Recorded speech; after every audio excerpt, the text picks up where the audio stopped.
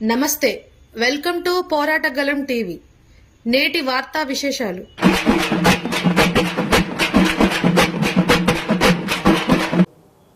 ఖమ్మం జిల్లా కేంద్రంగా ప్రభుత్వ విశ్వవిద్యాలయాన్ని ఏర్పాటు చేయాలని చెప్పని గత 4 దశాబ్దాల కాలంగా యూనివర్సిటీ ఏర్పాటు కోసం అనేక విధాలుగా ఉద్యమాలు నిర్వహిస్తున్న పరిస్థితి ఖమ్మం జిల్లాలో ఉంది. ముఖ్యంగా ఖమ్మం జిల్లాలో, ఉమ్మడి ఖమ్మం జిల్లాలో గిరిజన ప్రాంతాలు ఎక్కువ ఉన్నాయి. ఈ గిరిజన ప్రాంతాల్లో ఉన్నటువంటి విద్యార్థులు చదువుకోవడానికి ఖమ్మంలో ఉన్నటువంటి ఎస్ఆర్ఎన్ బిజినెస్ కళాశాలకు ఎక్కువ మంది విద్యార్థులు వస్తున్నటువంటి పరిస్థితి ఉంది.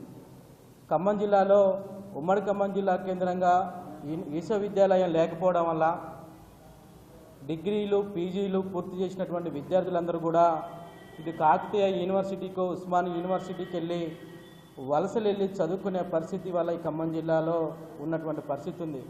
ఇప్పటికే చాలా సందర్భాల్లో ఈ జిల్లాలో ఉన్నటువంటి మంత్రులు కానీ, ఎమ్మెల్యేలు కానీ వివిధ రూపంలో వినతి పత్రాలు కానీ, ఉద్యమాల రూపం కానీ వాళ్ళకి నిరసనలు తెలియజేసినప్పుడు కూడా ఖమ్మం జిల్లా కేంద్రంగా ప్రభుత్వ విశ్వవిద్యాలయం ఏర్పాటు చేయడానికి చొరవ చూపినటువంటి పరిస్థితి ఇవాళ ఈ రాష్ట్రంలో ఉన్నది. గత ప్రభుత్వం మేము హామీ ఇచ్చాం, హామీలు నెరవేరుస్తామని చెప్పేసి గత ప్రభుత్వం చెప్పింది. కానీ ఆ ప్రభుత్వం చేయకుండానే కొత్తగా ఏర్పడినటువంటి కాంగ్రెస్ ప్రభుత్వం ఆ ఎన్నికల మేనిఫెస్టోలోనే ఖమ్మం జిల్లా కేంద్రంగా ప్రభుత్వ విశ్వవిద్యాలయాన్ని ఏర్పాటు చేస్తామని చెప్పేసి వాళ్ళు ఎన్నికల మేనిఫెస్టోలో పెట్టారు. మరి ఇలా అధికారాలకు వచ్చి 15 నెలలు గడుస్తున్నప్పుడు కూడా ఖమ్మం జిల్లా కేంద్రంగా ప్రభుత్వ విశ్వవిద్యాలయం ఏర్పాటుకు మరి ఈ కాంగ్రెస్ ప్రభుత్వం కానీ, జిల్లాలో ఉన్నటువంటి 3 మంత్రులు, ఒకరు డిప్యూటీ సీఎం, 2 మంత్రులు కూడా చొరవ చూపినటువంటి పరిస్థితి ఉంది. అంటే ఇవాళ మీరు అధికారంలో రావడానికి ఇవాళ విద్యార్థులు కానీ, యువకులు కానీ ఓట్లు అవసరం అని చెప్పని మేము ఖమ్మం జిల్లాని అభివృద్ధి చేస్తామని చెప్పి ఓట్లు వేయించుకొని అధికారంలోకి వచ్చిన తర్వాత ఈ జిల్లాను కూడా, జిల్లాలో ఉన్నటువంటి విద్యార్థులు శ్రేయస్సు కానీ, విద్యార్థుల బాగు గురించి కానీ, విద్యారంగానికి పెద్దపీట వేయాల్సినటువంటి అవసరం ఉన్నప్పుడు కూడా కనీసం ఆ వైపుగా ఈ జిల్లాలో ఉన్నటువంటి మంత్రులు 3 కూడా ఆలోచించినటువంటి పరిస్థితి ఇవాళ ఈ జిల్లాలో కనిపిస్తుంది. అదేవిధంగా కాకతీయ యూనివర్సిటీ పరిధిలో ఉన్నటువంటి సుమారుగా 300 డిగ్రీ కళాశాలలు ఇవాళ కాకతీయ యూనివర్సిటీ పరిధిలో ఉన్నాయి. కాకతీయ యూనివర్సిటీ పరిధిలో ఉన్నటువంటి 300 డిగ్రీ కళాశాలలో ఉమ్మడి ఆదిలాబాదు, ఉమ్మడి వరంగల్, ఉమ్మడి ఖమ్మం జిల్లా మొత్తం కలుపుకొని 300 డిగ్రీ కళాశాలలు ఇవాళ కాకతీయ యూనివర్సిటీ పరిధిలో ఉన్నాయి. కాకతీయ యూనివర్సిటీ పరిధిలో ఉన్నటువంటి మొన్న మొదటి సెమిస్టర్, తర్వాత 2వ సెమిస్టర్, 3వ సెమిస్టర్, 5వ సెమిస్టర్కి సంబంధించినటువంటి ఫలితాలని కాకతీయ యూనివర్సిటీ రిలీజ్ చేసింది. అందుట్లో సుమారుగా 117 డిగ్రీ కళాశాల రిజల్ట్ను కూడా ఈరోజు ఆపివేసినటువంటి పరిస్థితి ఉంది. ఎందుకు ఆఫ్ చేశారంటే ఇవాళ కాకతీయ యూనివర్సిటీకి డిగ్రీ కళాశాల నుంచి అకట్ ఫండ్ అని చెప్పిన ఫండ్ కూడా యూనివర్సిటీకి డెవలప్మెంట్కి ఇచ్చే ఫండ్ ఉంటుంది. ఆ ఫండ్ ఇవ్వకపోవడంతోనే ఇవాళ కాకతీయ యూనివర్సిటీ డిగ్రీ రాస్తున్నటువంటి డిగ్రీ విద్యార్థుల సెమిస్టర్స్ని కూడా ఇవాళ రిజల్ట్ను కూడా నిలిపివేసినటువంటి పరిస్థితి ఇవాళ ఈ రాష్ట్రంలో చూస్తూ ఉన్నాం. అంటే ఇవాళ రాష్ట్ర ప్రభుత్వం పెండింగ్లో ఉన్నటువంటి ఫీజు రియంబర్స్మెంట్, స్కాలర్షిప్స్లు విడుదల చేయకుండా ఇవాళ డిగ్రీ కళాశాలలు యూనివర్సిటీలకు డబ్బులు ఇవ్వమంటే ఏ విధంగా ఇస్తాయని చెప్పేసి ఏఐఎస్ఎఫ్గా మేము ప్రశ్నిస్తున్నటువంటి పరిస్థితి ఉంది. అంటే ఇవాళ అమ్మ పెట్టనిది అడుక్కొని తిన్నది అన్నట్టు సందంగా ఇవాళ రాష్ట్ర ప్రభుత్వం ఆ వైపుగా ఆలోచిస్తూ ఇవాళ విద్యారంగాన్ని పూర్తిగా ధ్వంసం చేసే పరిస్థితి ఇవాళ ఈ రాష్ట్రంలో ఉంది. అంటే ఇవాళ పేద మధ్యతరగతి విద్యార్థులందరూ కూడా డిగ్రీ పూర్తి చేసినటువంటి విద్యార్థులకు కూడా ఇవాళ రియంబర్స్మెంట్, స్కాలర్షిప్స్ ఇవ్వకుండా ప్రైవేట్ కళాశాల యజమాన్యాలు మా సర్టిఫికేట్స్ ఇవ్వమని వెళ్తే ఇవాళ విద్యార్థుల పైన కూడా దాష్టికం ఇలా ప్రదర్శిస్తున్నటువంటి పరిస్థితి ఇవాళ ఈ రాష్ట్రంలో కనపడుతుంది. అంటే ఈ రాష్ట్ర ప్రభుత్వం అధికారంలోకి వచ్చిన తర్వాత ఫస్ట్ బడ్జెట్లో విద్యారంగానికి 7.3 బడ్జెట్ కేటాయించింది. అంటే మీ అధికారాలకు వస్తే ఈ రాష్ట్రంలో 15% నిధులు కేటాయిస్తామని చెప్పేసి ఈ రాష్ట్ర ప్రభుత్వం చెప్పింది. కానీ చెప్పినటువంటి హామీలను అమలు చేయకుండా, మరి విద్యారంగానికి బడ్జెట్ కేటాయించకుండా విద్యారంగం ఏ విధంగా డెవలప్మెంట్ అవుతుందని చెప్పేసి ఇవాళ మీ రాష్ట్ర ప్రభుత్వాన్ని అడుగుతా ఉన్నాం. ఒకవైపు రాష్ట్రంలో ఈ పరిస్థితులు కొనసాగుతుంటే, మరి కేంద్రంలో ఇవాళ బీజేపీ ప్రభుత్వం ఇవాళ నూతన విద్యా విధానం తీసుకొస్తా ఉన్నది. ఇవాళ నూతన విద్యా విధానంతో ఇవాళ యూనివర్సిటీలు ఉన్నటువంటి స్వయం ప్రతిపత్తిని కూడా ఇవాళ దెబ్బతీసే విధంగా ఇవాళ నరేంద్ర మోడీ నాయకత్వం ఇవాళ పూనుకుంటా ఉంది.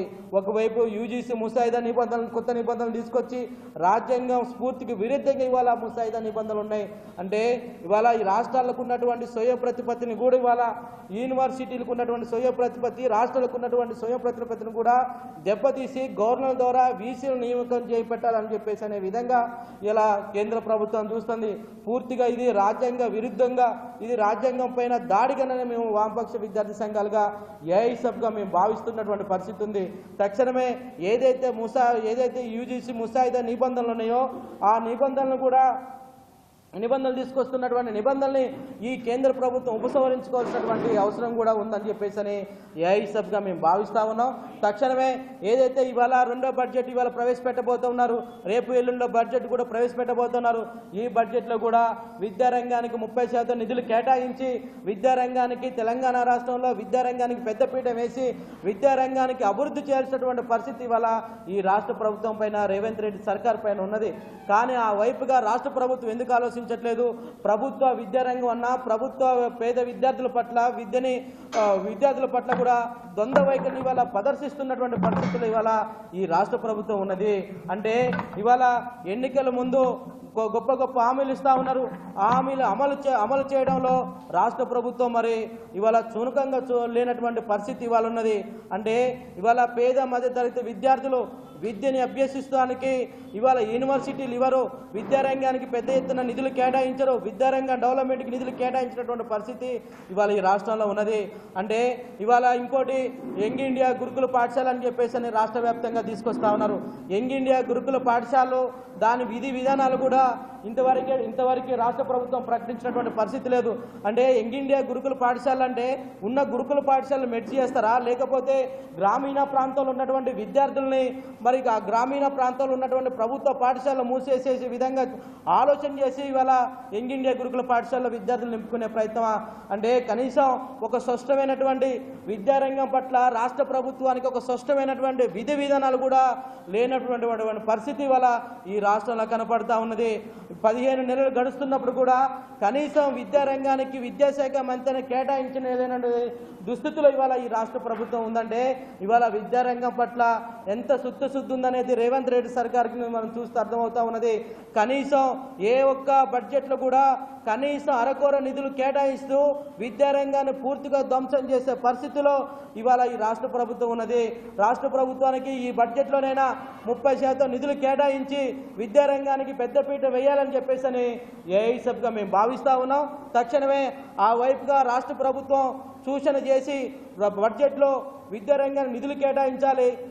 నిన్నగాక మొన్న మన ఆంధ్రజ్యోతి పేపర్ కూడా ఒక ఆర్టికల్ వచ్చింది. అంటే ఇవాళ విద్యారంగానికి సంబంధించి వాళ్ళు కూడా ఒక కమిషన్ వేసుకున్నారు. ఆకునూరి మురళి గారు కూడా ఒక కమిషన్ వేసింది. అంటే వాళ్ళు కూడా ఒక రిపోర్ట్ ఏం చేశారంటే విద్యారంగానికి కూడా మరి మిడ్ డే మీల్స్లో కేంద్ర ప్రభుత్వం 60% నిధులు ఇస్తుంది, రాష్ట్ర ప్రభుత్వం 40% నిధులు ఇస్తూ ఉంది. అంటే ఈ బడ్జెట్కి మరి మధ్యాహ్నం స్కూల్లో మిడ్ డే మీల్స్లో విద్యార్థుల భోజనం సరిగా లేకపోవడం వల్ల విద్యార్థులు కూడా అనారోగ్య పాలవుతున్నటువంటి పరిస్థితి ఉందని చెప్పేసి అదనంగా ఈ రాష్ట్రంలో 190 కోట్ల రూపాయలు అదనంగా కేటాయిస్తే ప్రభుత్వ పాఠశాలలో చదువుతున్నటువంటి పేద మధ్యతరగతి విద్యార్థులకి పేద మధ్య విద్యార్థులకి భోజనరీత్యం కూడా అవసరం అవునని చెప్పేసి ఆ రోజు మన కూడా వాళ్ళు చెప్పినటువంటి పరిస్థితి ఉంది. కాబట్టి తక్షణమే ఏదైతే విశ్వవిద్యాలయాలు స్వయం ప్రతిపత్తి కావచ్చు, లేకపోతే కాకతీయ యూనివర్సిటీ చేస్తున్నటువంటి ఈ డబ్బుల కోసం విశ్వవిద్యాలయం నడుపుతున్నటువంటి కాకతీయ యూనివర్సిటీ వైస్ ఛాన్సలర్ ఇవాళ ఏదైతే 117 డిగ్రీ కళాశాల రిజల్ట్ ఆపేయారో ఆ రిజల్ట్ తక్షణమే ప్రకటించాలని చెప్పేసి ఏఐసబ్ అఖిల భారత విద్యార్థి ఫెడరేషన్గా మేము డిమాండ్ చేస్తూ ఉన్నాం.